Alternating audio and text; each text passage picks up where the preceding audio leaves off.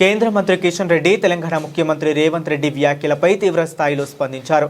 Delimitation, మహిళల రిజర్వేషన్లను రాజకీయం చేయవద్దని ఆయన కాంగ్రెస్ పార్టీని, రేవంత్ రెడ్డిని కోరారు. డిలిమిటేషన్ ప్రక్రియతో దక్షిణాది రాష్ట్రాలకు అన్యాయం జరగబోదని హామీ ఇచ్చారు. తాము కూడా దక్షిణాది రాష్ట్రంలోనే ఉన్నామని వ్యాఖ్యానించారు. ఇక్కడి రాష్ట్రాలకు తాము ఎట్టి పరిస్థితుల్లో అన్యాయం జరగనివ్వబోమని హామీ ఇచ్చారు. 2011 జనాభా లెక్కల ప్రకారం డిలిమిటేషన్ జరుగుతుందని కిషన్ రెడ్డి అన్నారు. ఈ ప్రక్రియకు 2 ఏళ్ల సమయం పడుతుందని తెలిపారు. కాబట్టి ఈ ప్రక్రియను ఎవరూ కూడా రాజకీయం చేయవద్దని కోరారు.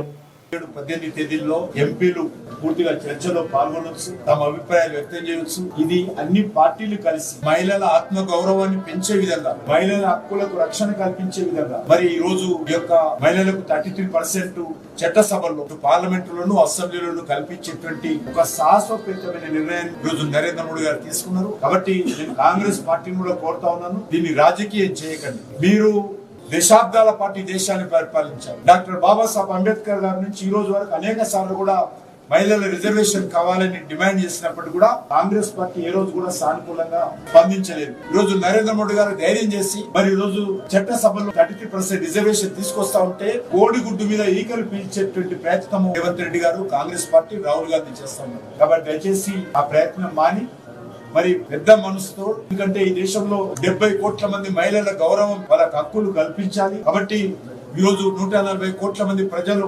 ఆకాంక్షలకు అనుగుణంగా ఈ యొక్క మహిళల రిజర్వేషన్ సంబంధించినటువంటి మరి బిల్లు వస్తా ఉంది. దీంట్లో సవరణలు చేసేటువంటి ప్రయత్నం ఉంది. దాన్ని సానుకూలంగా సమర్థించాల్సిందిగా నేను ఒకటే కోరుతా ఉన్నాను. దక్షిణ భారతదేశంలో మేమందరం ఉన్నాం.